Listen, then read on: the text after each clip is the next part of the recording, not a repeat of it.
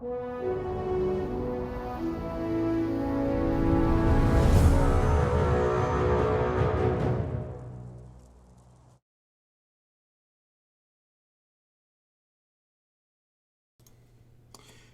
folks, just want to make sure you can hear and see me clearly. Starting the story time a little late today because I was so involved in writing another story that I forgot all about reading this one. But never fear, I'm here to read to you The Great Depths Raid Part 12, which is the conclusion. The Tilted Maze and the Tower.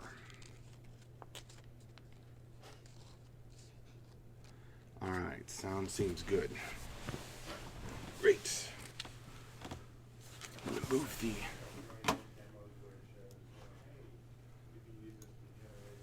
Seeing goes in and out. Well, yes. It does tend to do that. Unfortunately. No matter how many times I disable the autofocus, it seems to come back. So, hey, what's up? All right, let's get started. So, last time we read part of the Great Depths Raid, one of the Delvers, namely Hiduk, the Ketshi, had transformed into a monstrous creature, a servant of the depths. He is now trying to kill or do something bad to the rest of the Delvers.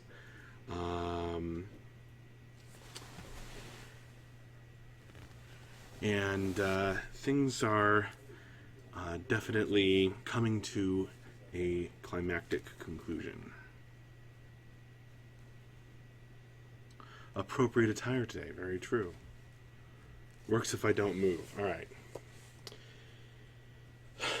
Well, here we go. The Great Depths Raid Part 12. The Tilted Maze and the Tower. From the throat to the gullet, pulsating blood red. From there to the collected stars above the roaring river. And then through a tunnel of darkness to the tilted maze. So the Delvers had journeyed, fighting together, bleeding together, braving the mysteries and dangers of the depths together. And now, like a black spike in their hearts, one of their number had fallen to darkness. Their leader, the one who had gathered the raid. Hiduk. Noble Ketshi of the Arthurian realm, now become a monstrous scorpion and cat-like thing. A creature from his own nightmares. All of this flashed through Fogga's mind as she broke from her hesitation and rushed to help Sacrifisto, the Banshee healer, who was screaming for aid. Her heavy boots pounded across the uneven floor of the maze, incongruous Viking leathers on a surface formed of curling metallic tendons and gleaming glass arteries. As she ran, the Jotun opened her free hand, while the other held fast to her hammer. White-blue lightning crackled and swirled in her palm, and she thrust the energy into her weapon, which flashed and pulsed with the power of the thunder god whose battle style she followed.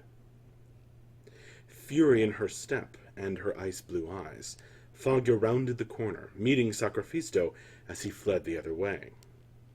At that moment, the thing that had been Hiduk pounced.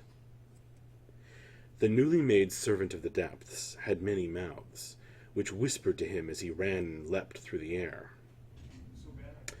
Come, come to my claws, for they shall rip you revelations. Come, come to my teeth, for they shall take you and keep you.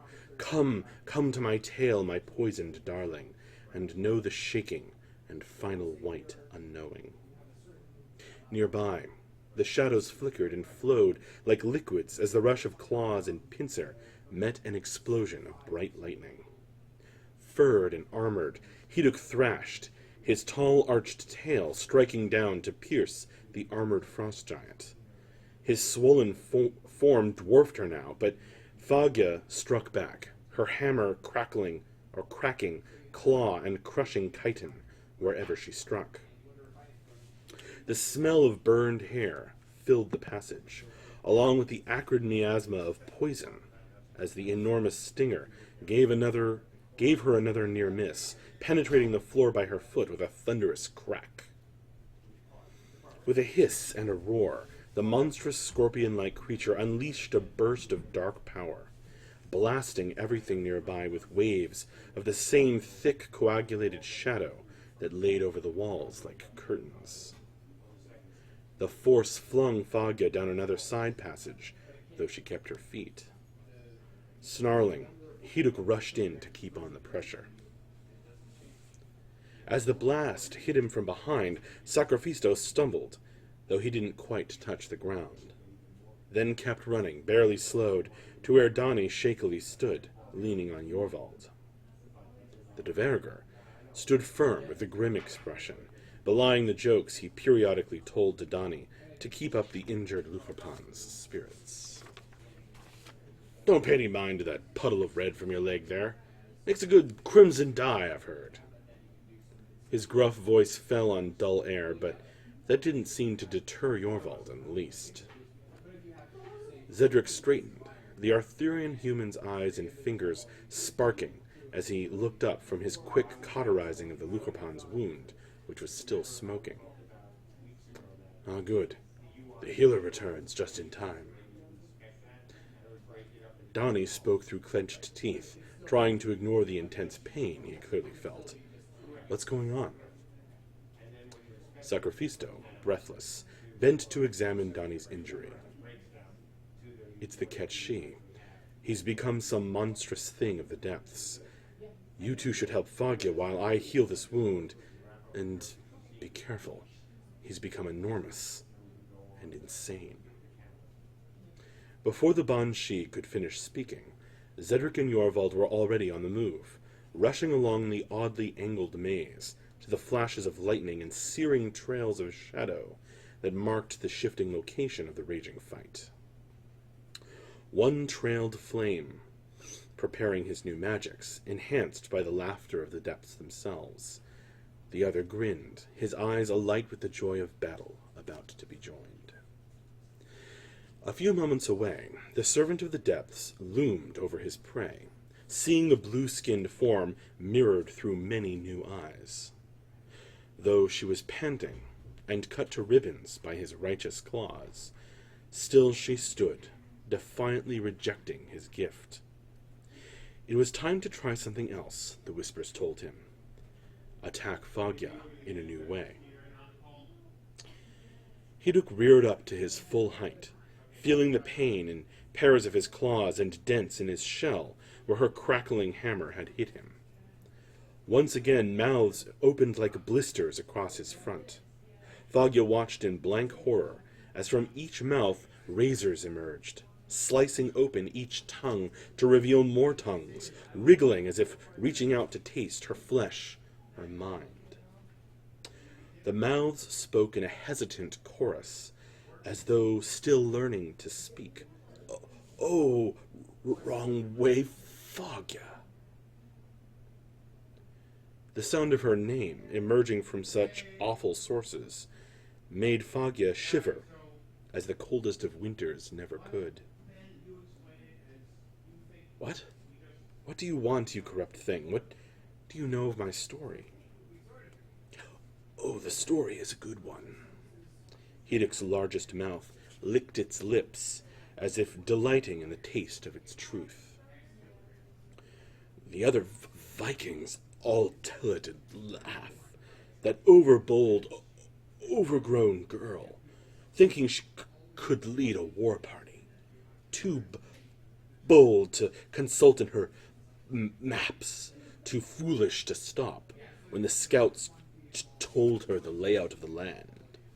To think the victory we could have achieved if only we'd gone the right way, toward the enemy, fleeing with their lives, instead of away and into the woods.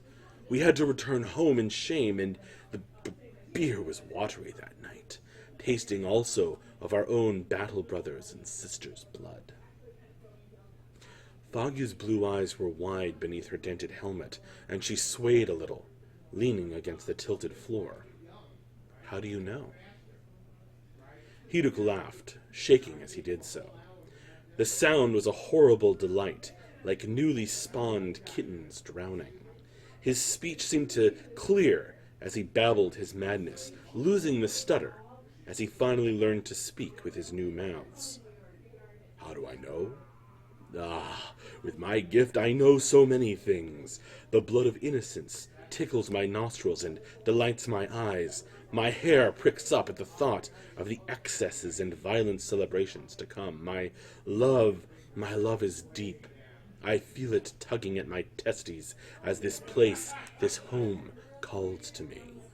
Time to settle down and make 100, no, 1,000, 100,000 children, all weeping with joy at the crawling things they can spear with their freshly grown claws, virtuous hunters all.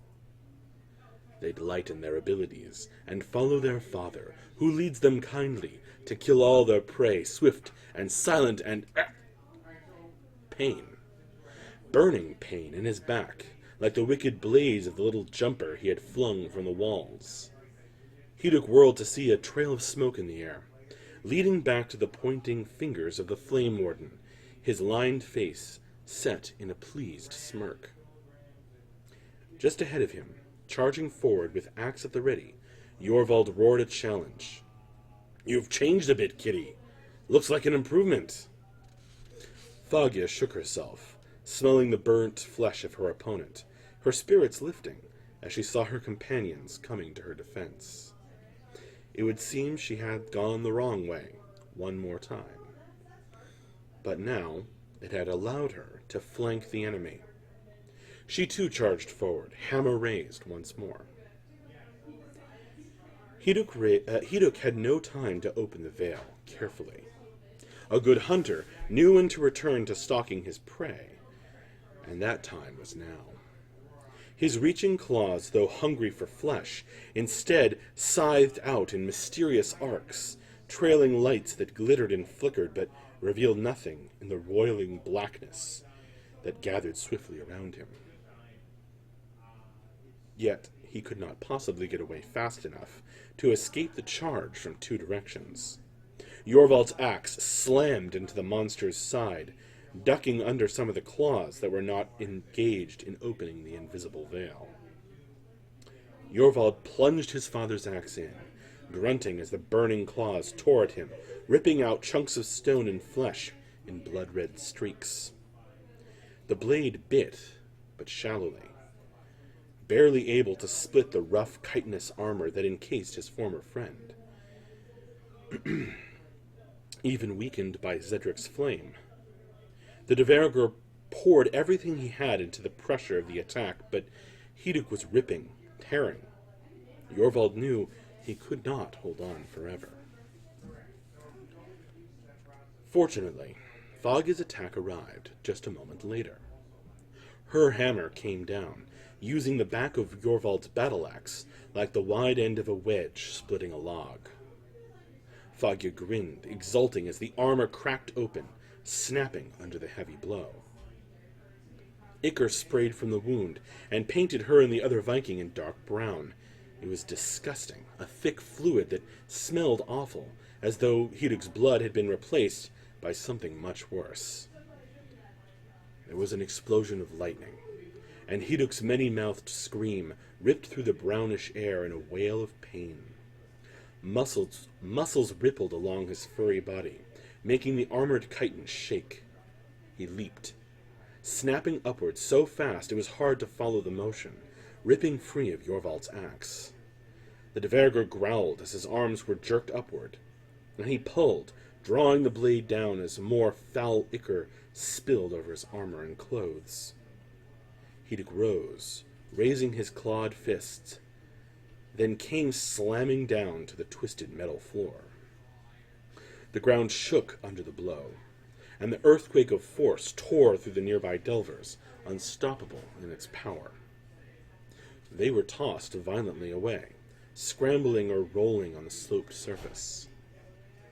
With his many mouths grinning through the pain, Heduk shuddered as he completed his violent ritual of opening. The Veil's angry embrace would hurt almost as much as the smoking wound in his side. He cried out in a many-voiced farewell before he shimmered and faded away. "Everyone's dying, my former friends and delvers, and it is good sport to see."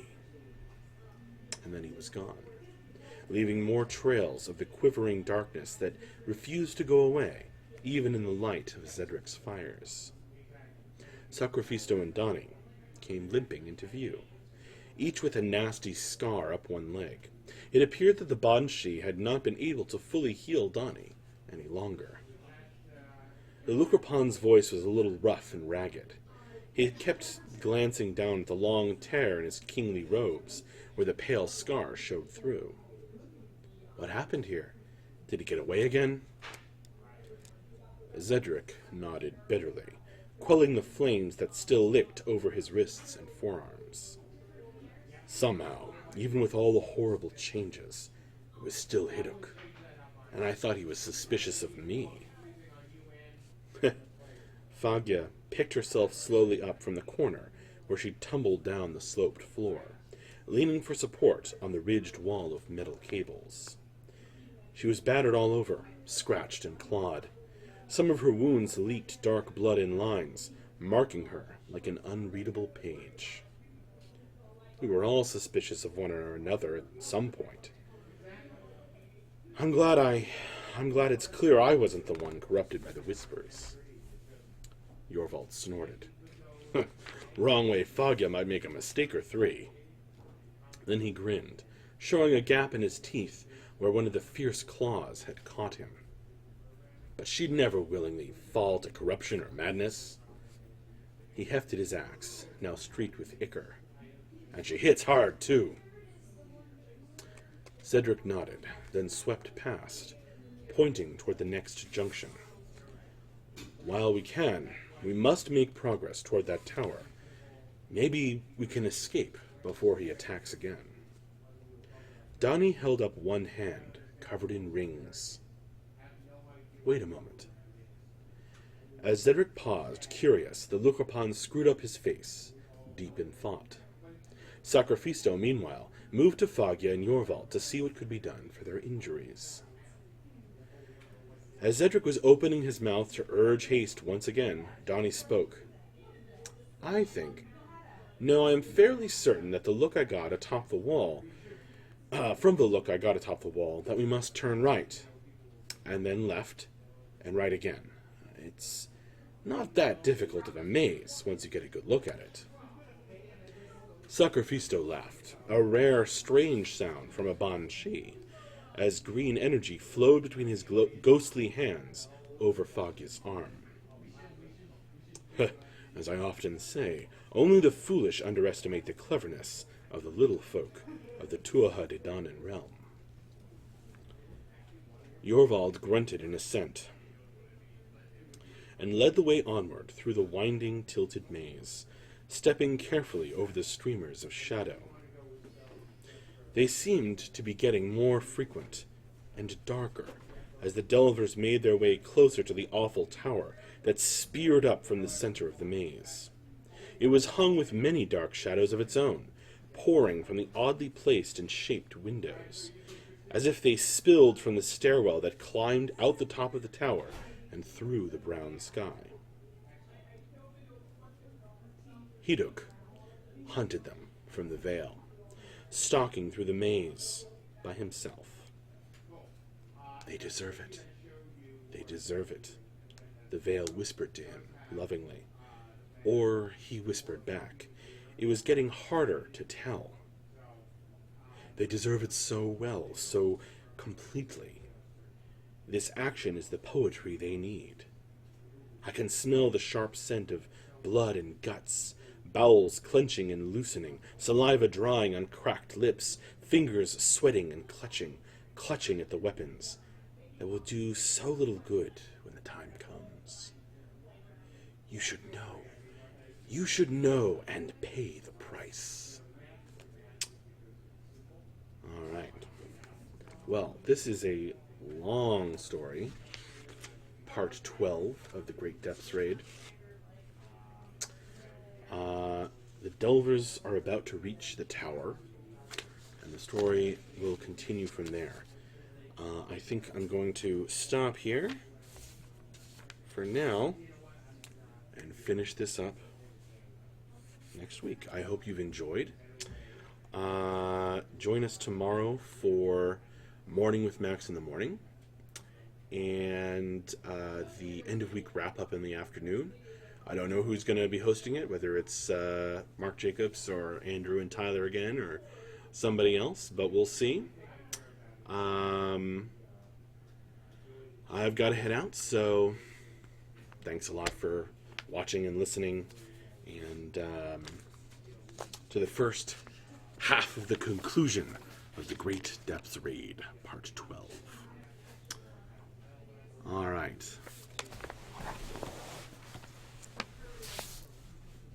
Bye-bye now. See you later. Oh, I'm glad you're freaked out. Bye-bye.